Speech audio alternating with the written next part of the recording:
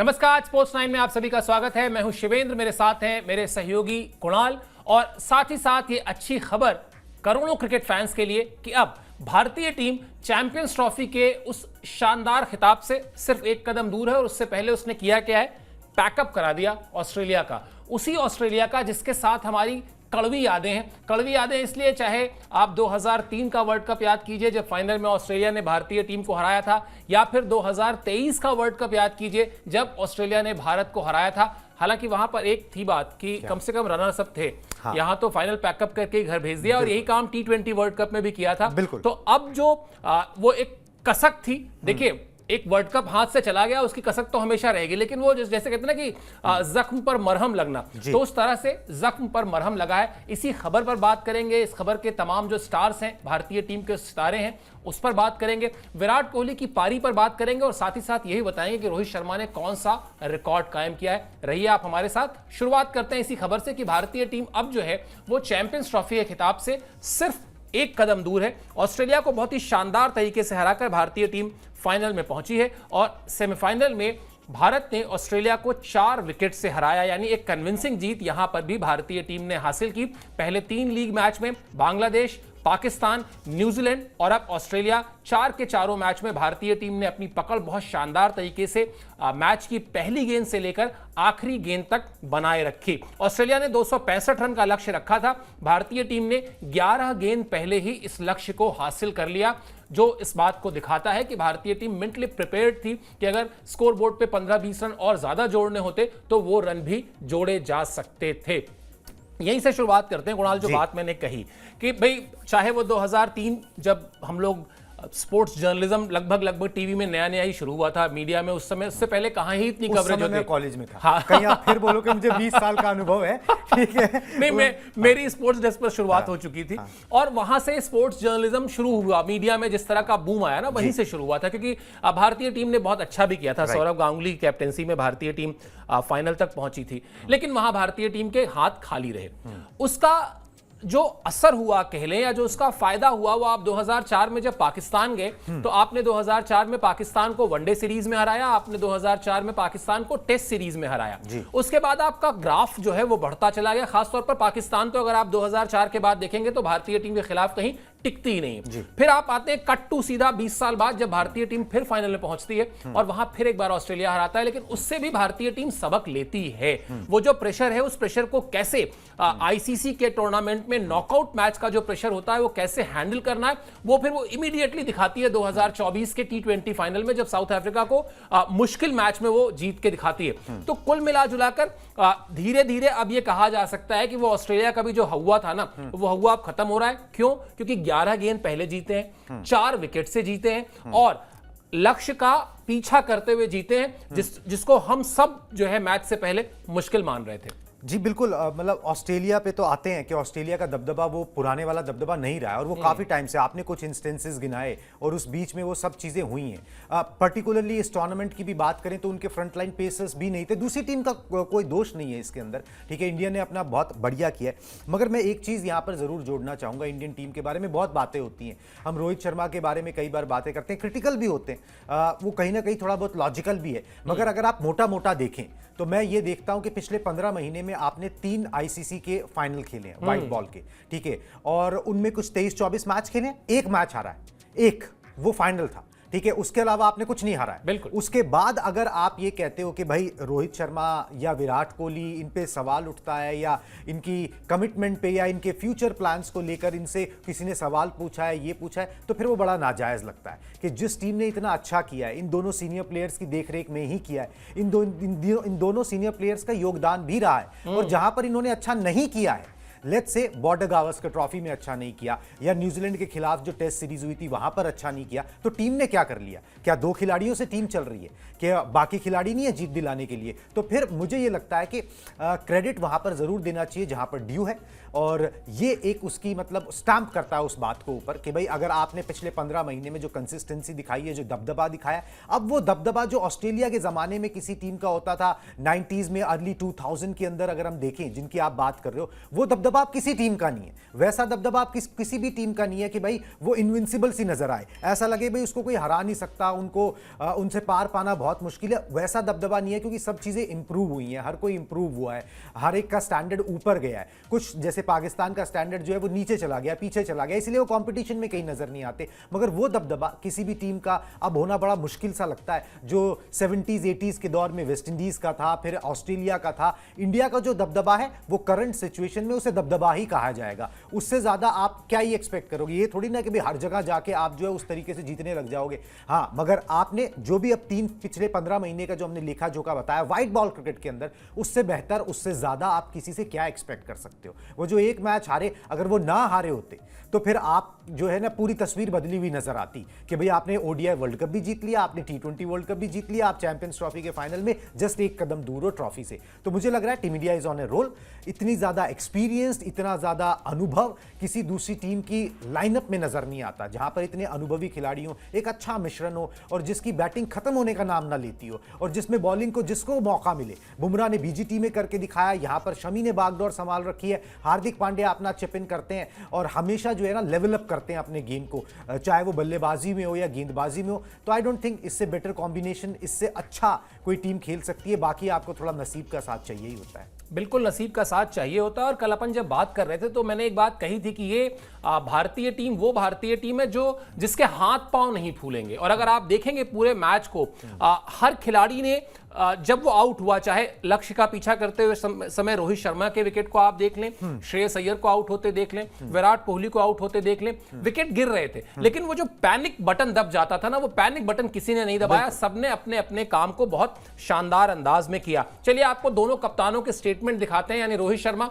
जो फाइनल के लिए चले गए और स्टीवन स्मिथ जो वापस घर चले गए, उन्होंने क्या कहा बैक टू बैक, इन दोनों के स्टेटमेंट आपको दिखाते हैं, फिर उस पर भी चर्चा करेंगे। पहले बात कर लेते हैं रोहित शर्मा की।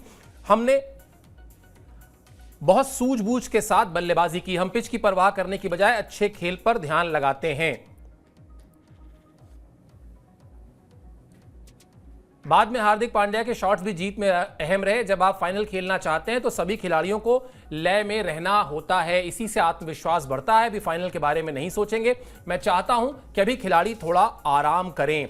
चलिए अब एक बार आपको अगला स्टेटमेंट भी दिखा देते हैं कि क्या कहा स्टीवन स्मिथ ने, और उसके बाद बातचीत करते हैं। स्टीवन स्मिथ कह रहे हैं हमारे गेंदबाजों ने अच्छा प्रदर्शन किया, वो मैच को अंत तक लेकर आए। ये एक 2 पेस विकेट था, यहां बल्लेबाजी करना आसान नहीं था। हम कुछ और रन स्कोर बोर्ड पर जोड़ सकते थे, अगर हमने 280 से ज्यादा रन बनाए होते तो स्थिति कुछ और होती।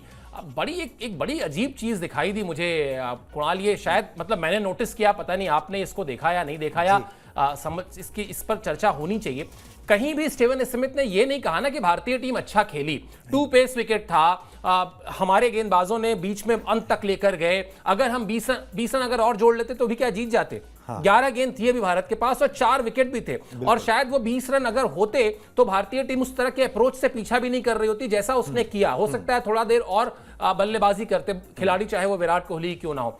कहीं भी तारीफ का एक शब्द नहीं निकला। इसको एरोगेंस माना जाए या इसको ये माना जाए कि मतलब बस हार गए जी, और ठीक है हार गए एज इफ मतलब हम तो बहुत बड़ी टीम है, एक मैच हार गए तो क्या ही हुआ। मुझे ये एटीट्यूड नहीं समझ में आया, वो भी स्टीवन स्मिथ का। अगर यहां पर भारतीय टीम होती तो निश्चित तौर पर यह स्टेटमेंट में एक लाइन जरूर होती कि विरोधी टीम ने अच्छा प्रदर्शन किया। मुझे वो स्टेटमेंट में एक लाइन मिसिंग दिखाई दे रही है। ये कल्चरल बात है, मतलब इसको हम लोग कई बार ये चीजों को ना उस तरीके से ले लेते हैं, और ये ऑस्ट्रेलिया जाते हैं तो ज्यादातर देखने को मिलता है। कई इंस्टेंसेस ऐसे हो चुके हैं।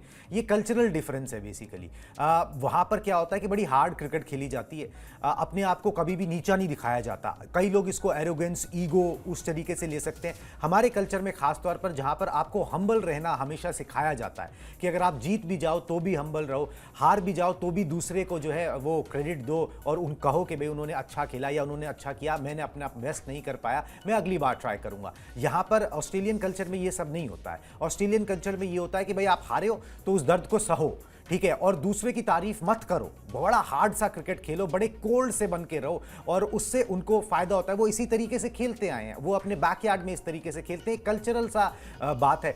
मगर ये है कि हाँ, ऑन द आउटसेट ऐसा लगता है कि भाई आपको जो है थोड़ी तारीफ करनी चाहिए, और खास तौर पर इसलिए क्योंकि देखिए, अब मैं कल्चर का डिफरेंस बताता हूं आपको। जब ये मैच खत्म हो गया ना, तो विराट कोहली ने स्टीवन स्मिथ को जाके गले लगाया, रुआसे से नजर आ रहे थे, जाके गले लगाया। जबकि कई इंस्टेंस ऐसे हैं जहां पर ऑस्ट्रेलिया ने इंडिया को जख्म दिया है। 2011 के बाद तो हमने नॉकआउट में हराया ही नहीं था, वो सारे जख्म तो ऑस्ट्रेलिया ने दिए, मगर वहां पर कोई ऑस्ट्रेलियन आके विराट कोहली के गले नहीं लगा था, कोई रोहित शर्मा के आंसू नहीं पहुंच रहा था कि भाई आपको, अब आप हारे हो, आप भी एक प्लेयर हो, आपको बुरा लग रहा होगा, आपके फैंस को बुरा लग रहा होगा। वो उस तरीके से नहीं खेलते, उनका कल्चर अलग है। अब उसको आप ये भी ले सकते हो कि भाई वो कोल्ड है, आप ये भी ले सकते हो कि उनके अंदर कोई भावनाएं नहीं है, मगर वो इसी तरीके से क्रिकेट खेलते हैं, अपने बैकयार्ड में भी खेलते हैं, अपने डोमेस्टिक स्ट्रक्चर में भी खेलते हैं, आपस में व्यवहार भी उस तरीके से थोड़ा सा रहता है। थोड़ा प्रोफेशनल कहा जा सकता है इसको, आप कह सकते हो कि भाई टू मच प्रोफेशनल है। आप मैच के बीच में भी देखोगे, जब डीआरएस लेना होता है, स्टीवन स्मिथ कैप्टन होते हैं, तो वो कोई हंसी मजाक सा करके नहीं पूछते, जैसे रोहित शर्मा पूछ रहे होते हैं, हाँ भाई लगी कि नहीं लगी,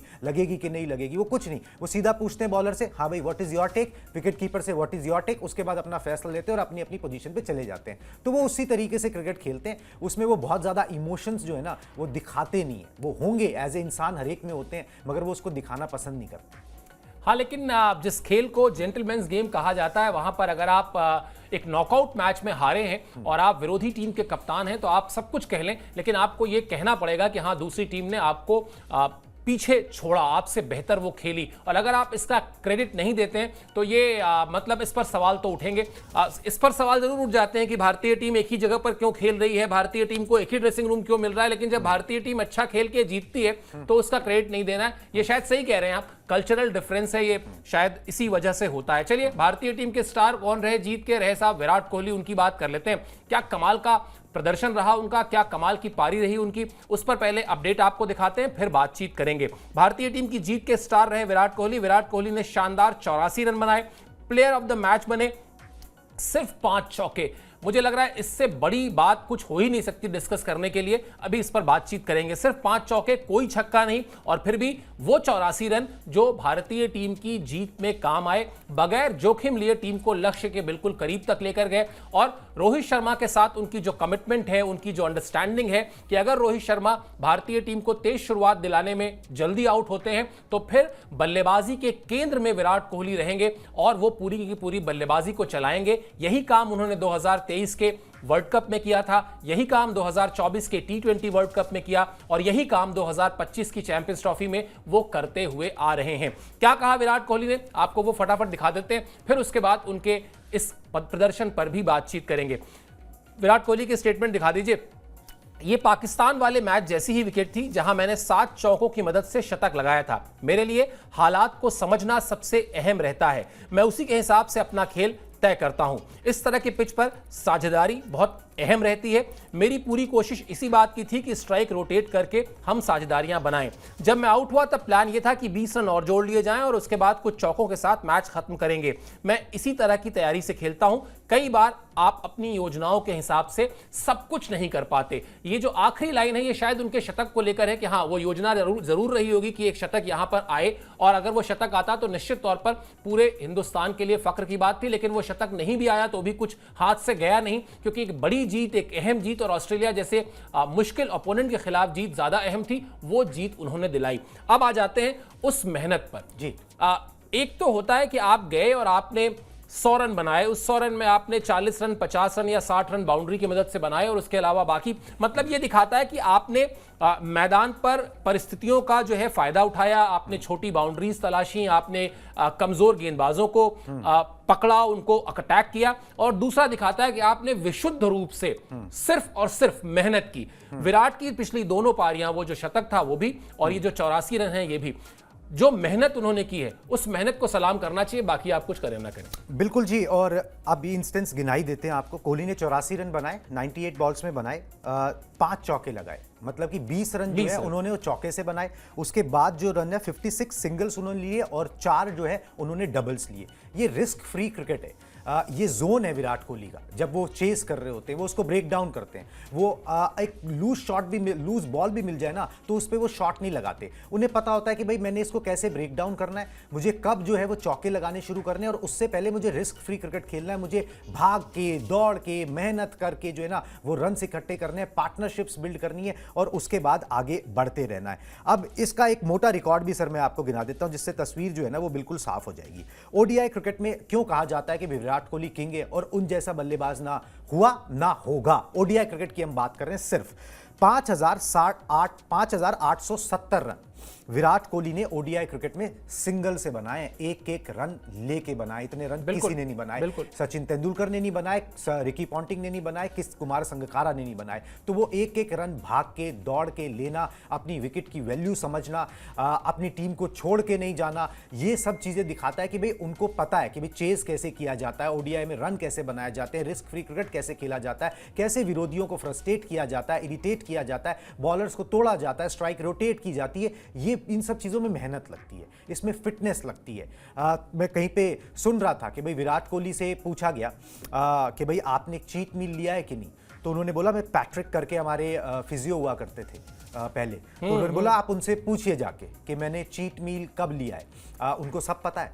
तो उनसे पूछा गया कि भाई, उन्होंने बोला है कि उन्होंने पिछले 3 साल में एक चीट मील लिया है। बोला हाफ ए चीट मील, ठीक है, हाफ ए चीट मील, क्योंकि उन्होंने एक बार कुछ 200 बनाया था, उसमें बर्गर ऑर्डर किया था, उसमें से भी बन हटा दिया था और जो अंदर का जो टिक्की होता है, ठीक है, जिसपे सॉस लगी होती है, बस वो खाया था। तो ये कमिटमेंट का लेवल है कि भाई आप अपने आप का इतना ख्याल रखते हो, इतनी फिटनेस पे ध्यान देते हो, तब जाके वो सब चीजें मैदान पर नजर आती हैं जिनको गिनाना पड़ता है। नहीं तो वो मतलब बेर आंखों से आपको दिख नहीं रहा कि भाई उन्होंने 5,870 रन बनाए, कौन गिनने बैठा है? ये तो स्टैट्स वाले ने बता दिया, हमारे सामने आ गया, हम आपको बता रहे हैं। कुछ जर्नलिस्ट होने के नाते कुछ किस्से कहानियां हमको पता है तो वो आपको बता देते हैं, मगर इसके पीछे मेहनत बहुत लगती है, बहुत सैक्रिफाइसेस लगते हैं। वो विराट कोहली लगातार जो है करते आ रहे हैं। बिल्कुल करते आ रहे हैं। मुझे याद है हम लोग जब 2019 विश्व कप में शोज कर रहे थे और विराट कोहली के कई प्लेयर ऐसे थे हमारे स्टूडियो में जो विराट कोहली के साथी खिलाड़ी थे, और आप ही के शो में बताया था उन लोगों ने कि कैसे एक समय में छोले भटूरे के प्रेमी रहे विराट कोहली ने, सब कुछ छोड़ दिया। और बिल्कुल सही बात है, ये बिल्कुल बड़ा सटीक आकलन है कि ये सब हमें दिखता नहीं है। ये जो मेहनत होती है ना, हम शायद सिर्फ मेहनत का आकलन उन रनों से करते हैं, उन विकेटों से करते हैं, उन कैचेस से करते हैं जो प्लेयर्स मैदान में लेते हैं, लेकिन मैदान के बाहर की जो कमिटमेंट है वो भी कई बार बहुत ही ज़्यादा टीडियस होती है, बहुत ही ज़्यादा उबाऊ होती है कहना चाहिए, पकाऊ होती है कहना चाहिए, लेकिन करना है तो फिर करना है। मैं सुनील छेत्री जो फुटबॉलर हैं इंडिया के, उनका भी कहीं पर एक इंटरव्यू देख रहा था और उन्होंने कहा कि चीट मील को लेके ही बात हो रही थी, तो उन्होंने कहा कि मैं तो, मेरे सामने कोई चीज आप रख दीजिए और मुझे ये बता दीजिए कि ये आपके स्वास्थ्य के लिए फायदेमंद है, फिर मैं उसका स्वाद नहीं देखता, फिर मैं सिर्फ ये देखता हूं कि मुझे इसको खाना है या इसको पीना है। तो ये कमिटमेंट का लेवल है अपनी फिटनेस को लेकर, और विराट कोहली इस मामले में नो डाउट बहुत आगे हैं। चलिए अब बात कर लेते हैं उस एकजुट परफॉर्मेंस की जो किसी भी टीम गेम में जीत और हार के बीच का सबसे बड़ा फर्क होती है। एक बड़ा मैच था, नॉकआउट मैच था, ऑस्ट्रेलिया से मैच था, उस पर से 250-260 से ज्यादा रन चेस करने थे, और ऑस्ट्रेलिया ने आपको इससे पहले जख्म दिए हैं, उसका कहीं ना कहीं दबाव भी था, उसकी कहीं ना कहीं कड़वी यादें भी थी। मोर और लेस यही टीम थी जो हारी थी। बावजूद इसके टीम जीती। क्यों जीती? क्योंकि टीम ने एकजुट परफॉर्मेंस दिखाई। हम दिखाते हैं आपको अपडेट जिससे समझ में आएगा कि बल्लेबाजी और गेंदबाजी दोनों ही डिपार्टमेंट में किस तरह से भारतीय टीम का ये एकजुट प्रदर्शन दिखाई दिया। शमी ने 3 विकेट लिए, वरुण और जडेजा ने 2-2 विकेट लिए, हार्दिक पांड्या और अक्षर पटेल ने भी 1-1 विकेट लिया। यानी भारतीय टीम के सभी गेंदबाजों ने अपना अपना योगदान दिया। बल्लेबाजी में आ जाइए, श्रेयस अय्यर, केएल राहुल ने 40 से ज्यादा रन बनाए, रोहित शर्मा ने 28, अक्षर पटेल ने 27 और हार्दिक पांड्या ने 28 रन बनाए। यह होता है एकजुट परफॉर्मेंस। यानी होंगे आपकी टीम में रोहित शर्मा, होंगे आपकी टीम में विराट कोहली, आप अगर कहें कि क्या सिर्फ विराट कोहली के 84 रन से आप जीत गए, शायद ज्यादती होगी कहना, क्योंकि उसमें फिर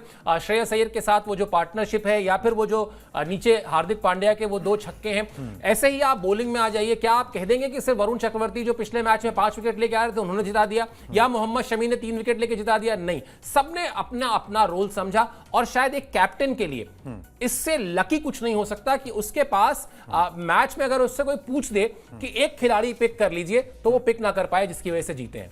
बिल्कुल जी, और टीम गेम है, मतलब टीम ही जीतती है आखिरकार। वो ठीक है, कोई हीरो एक साबित होता है, कोई विनिंग सिक्स किसी एक के बल्ले से निकलता है, मगर टीम ही जीतती है। अगर 265 पे ना रोका होता तो 35 ओवर तक ऑस्ट्रेलिया लग रहा था कि 300 रन बना देगा। जब 300 रन बना देता तो उसके बाद मैच ही कुछ और हो जाता, फिर उसके बाद आपके पास प्रेशर ही कुछ और होता। विराट कोहली जिस ईज थे थोड़ा टाइम खेल लिए, या फिर केएल राहुल ने थोड़ा वक्त ले लिया, वो वक्त कहां होता, प्रेशर कभी भी बिल्ड हो सकता था। तो टीम गेम है जी, पूरी टीम परफॉर्म करती है, हर कोई अपना अपना योगदान देता है, कोई 1 बाल्टी, कोई 2 बाल्टी, कोई 4 बाल्टी। हाँ ठीक है, वो जिसका ज्यादा होता है उसका ज्यादा लगता है और उसी को क्रेडिट चले जाता है, या कोई सुपरस्टार टीम में होता है। मेसी की टीम अगर जीतती है तो हम किसी और का नाम लेते हैं क्या? ठीक है, जब हम यही बोलते हैं कि भाई मेसी की टीम जीत गई, क्योंकि वो उसमें सुपरस्टार है, चाहे उसमें उन्होंने 1 गोल किया हो 2 गोल किए हो। तो उसी तरीके से विराट कोहली, रोहित शर्मा है, बल्लेबाज का नाम हमेशा थोड़ा सा ज्यादा हो जाता है, मगर योगदान सबका है। श्रेयस अय्यर लगातार जो है वो कंसिस्टेंटली एक नंबर 4 पर आपको सॉलिड और कंसिस्टेंट परफॉर्मेंस देते आए हैं। Hardik Pandya as a finisher पे आप बिलीव कर सकते हो, उनको खुद पे अपना बिलीव है। 4 बार डॉट खेलने के बाद वो एक छक्का लगाने का मादा रखते हैं, वो जानते हैं कि मैं कवर अप कर लूंगा। ठीक है, तो वो सारी चीजें हैं, एक अच्छी टीम है। रोहित शर्मा ने यही बोला कि गोइंग इनटू द फाइनल आप चाहते हो कि भाई आपके खिलाड़ी जो है वो फॉर्म में नजर आए, और मेरे सारे खिलाड़ी जो है वो अच्छा करते हुए नजर आ रहे हैं। और मैं क्रेडिट उनको भी देना चाहूंगा, रोहित शर्मा ने बोला, जिन्होंने ये टीम बनाने में मुझको मदद की, मतलब सेलेक्टर्स को, कि भाई जो जिस तरीके की हम टीम चाहते थे, जो कॉम्बिनेशन हम चाहते थे, वो कॉम्बिनेशन हमको दिए गए। उस तरीके की 11 हम 15 चुन पाए, उस तरीके की 11 मैदान पर उतार पाए। तो सबका मिला जुला योगदान है, किसी का कम नहीं होता। जो नहीं दिख रहे हैं लोग उनका भी है, जय शाह स्टैंड्स में बैठे थे उनका भी योगदान है कि आज बीसीसीआई जो टीम इंडिया है वो कहां पर है, उनकी पॉलिसीज का योगदान है, किस तरीके से खिलाड़ी को बैक किया उनका योगदान है। सबका योगदान होता है, कईयों का दिखता है, कईयों का नहीं दिखता है, मगर उससे उनका रोल कहीं कम नहीं होता।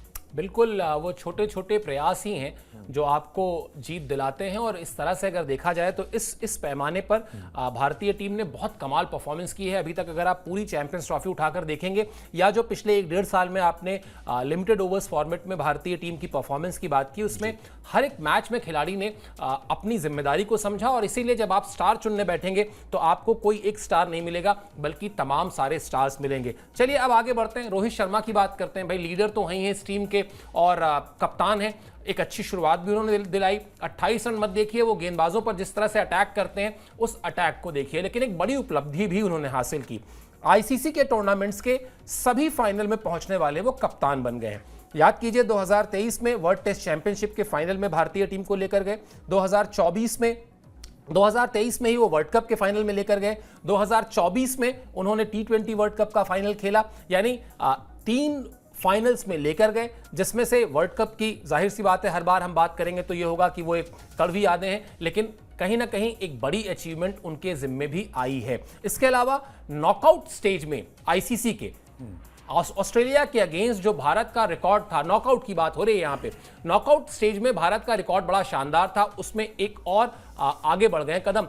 अब जो है भारतीय टीम नॉकआउट स्टेज में 3 बार मैच खेली है ऑस्ट्रेलिया से, और तीनों ही बार वही कराया है जो मैंने आज वॉल पे लिखा है, यानी पैकअप कराया है। इससे पहले 1998 और साल 2000 में भी जब आईसीसी टूर्नामेंट के नॉकआउट में भारतीय टीम से टकराई थी ऑस्ट्रेलिया की टीम, तो उसका नतीजा यही रहा था। तो कुल मिलाजुलाकर कामयाबी के जो तमाम पन्ने होते हैं उसमें एक पन्ना और जुड़ा है। और ये तो मानना पड़ेगा, ओवरऑल कैप्टेंसी, मतलब ठीक है, जो पिछला कुछ समय जो अभी आप बात भी कर रहे थे बीजीटी की, वो बीजीटी, और अगर न्यूजीलैंड के खिलाफ उस होम सीरीज को छोड़ दें, मोटे तौर पर बात करें तो टेस्ट फॉर्मेट को अगर हटा दें तो लिमिटेड ओवर्स में तो रोहित शर्मा का कोई जवाब नहीं है। बिल्कुल जी, और देखिए ये अब व्यूअर्स को एक बार ध्यान भी दिला दें इस बात को कि भाई मोटे तौर पर रोहित शर्मा ना व्हाइट बॉल क्रिकेटर ज्यादा है, हमेशा से रहे हैं।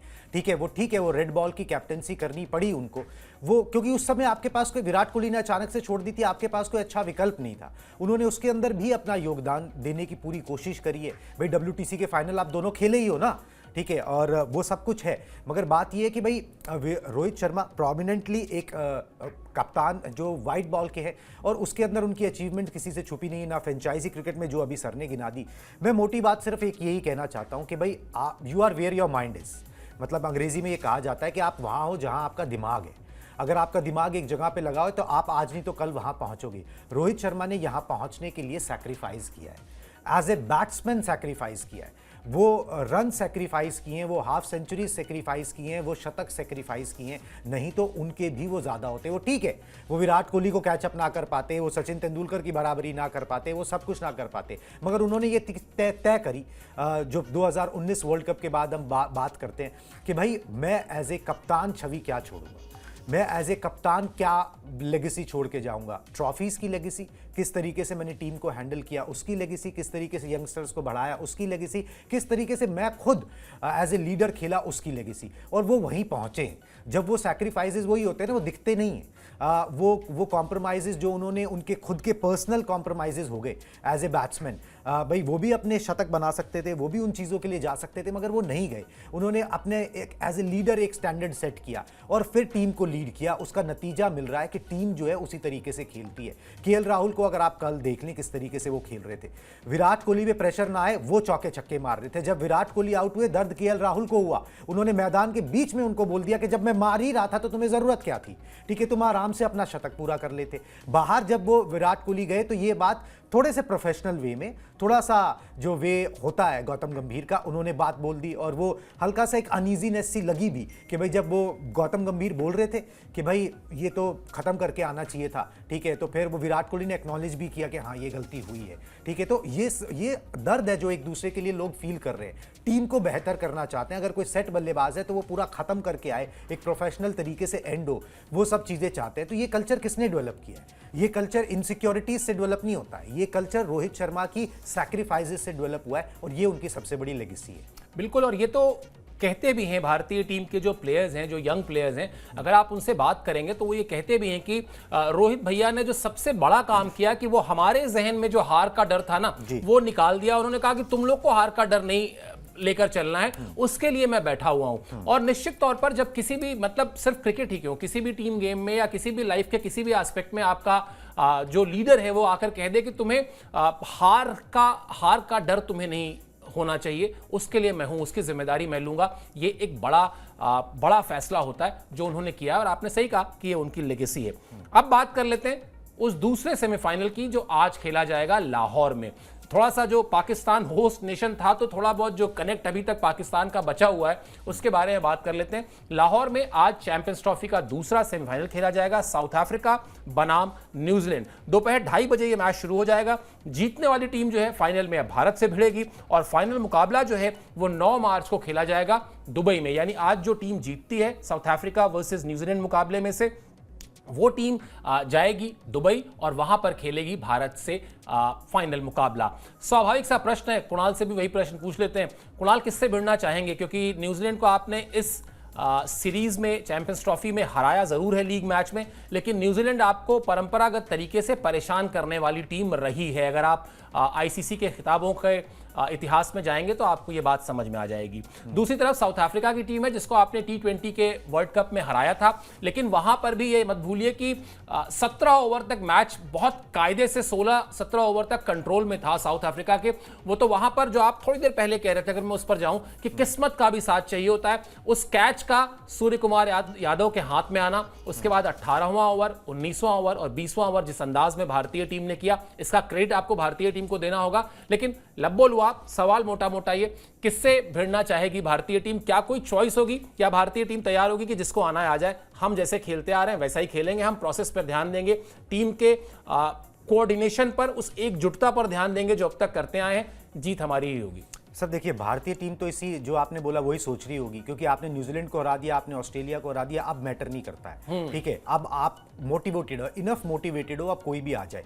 हाँ, मगर अगर आप इसको थोड़ा सा लॉजिकली एनालिटिकली देखना चाहो, अगर मैं इसको जिस नज़रिए से देखना चाहूँ तो मैं देखूंगा भाई साउथ अफ्रीका ने 3 मैच खेले इस चैंपियंस ट्रॉफी में, 2 जीते, एक भी हार उन्होंने देखी नहीं है। एक मैच उनका अबेंडेंड हो गया था।